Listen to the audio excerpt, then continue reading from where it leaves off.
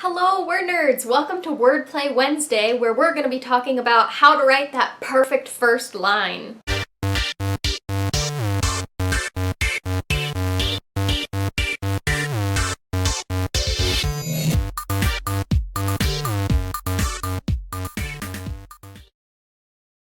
First lines can make or break a book. The first thing I do when I see a book at the bookstore that I think might interest me is I open it and I look at the first line. There are a few things that are kind of universal when it comes to writing a first line that's really gonna hook people. The first one is voice. You want to make sure you open your book with as strong an example of your character's voice as possible. For example, in An Abundance of Catherines by John Green, you've got a character who's a child prodigy who's finding out that maybe he's normal. And so the first line is, "The morning after noted child prodigy Colin Singleton graduated from high school and got dumped for the 19th time by a girl named Catherine, he took a bath."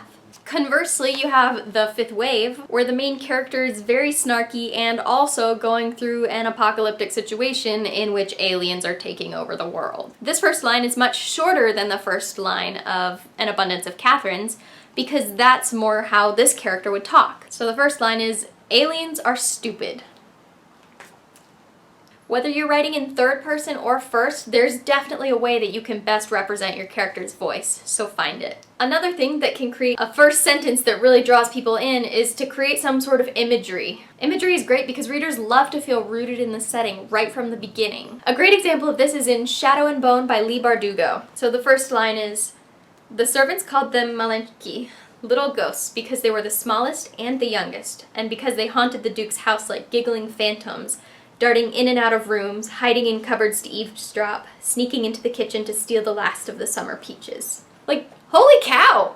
There's so much imagery packed in that one sentence. A second great example of this is in Not a Drop to Drink by Mindy McGinnis. The first line is, "Lynn was 9 the first time she killed to defend the pond, the sweet smell of water luring the man to be picked off like the barn swallows that dared to swoop in for a drink." So right off the bat, Mindy McGinnis has painted this imagery for you, this pond, kind of farther away from people, luring people in, very dystopian feeling. Because of the imagery, you can tell right off the bat that this is not a happy world where children have to kill people and ponds are things worth risking your life for. And because you have this image in your head, you want to read the next line. A third thing is to make people wonder. This one is probably the hardest to master because what makes people wonder is going to be different for every person. But you want readers to read that first line and be like, I have to know what happens next. Or have some sort of question raised in their mind, like, why is this happening that way? A great example of a first line that makes people feel like they need to read what happens next is in The Graveyard Book by Neil Gaiman. The first line is, "There was a hand in the darkness and it held a knife." Whoa. To make it even more dramatic in the version of the book I have, they just have like a picture of it. And only the first line. Another example that makes you kind of think, why is this happening? What happens next? Is in Under a Painted Sky by Stacey Lee. The first line is, "They say death aims only once and never misses, but I doubt Ty Yorkshire thought it would strike with a scrubbing brush." What? Having a little twist at the end like that.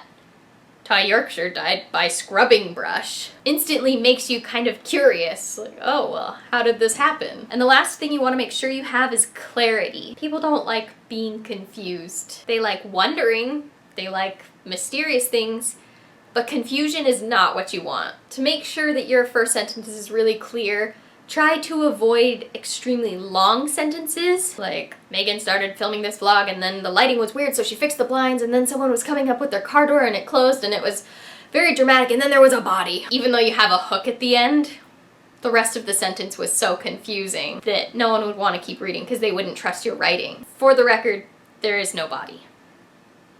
Avoid starting with dialogue as much as you can because it's confusing. You don't have anything to root you in the voice. You don't know if it's a man speaking or a woman speaking or an adult or a child. All of the examples that I've given you in this video are wonderful examples of clarity. Are you trying to put together a first line right now? Feel free to share it in the comments and then we can check out each other's first lines and celebrate and get really pumped because first lines are the start of something beautiful. And don't forget to tune in this Sunday at 7:30 p.m. p.m. Eastern Standard Time when we're going to be having our WordNerds live chat. We are going to be talking about preparing for NaNoWriMo. There will also be some fun announcements, so you don't want to miss those. It's a big deal. We cannot wait to share this news with you and to just get pumped for NaNoWriMo all together. So I will see you then. Stay nerdy.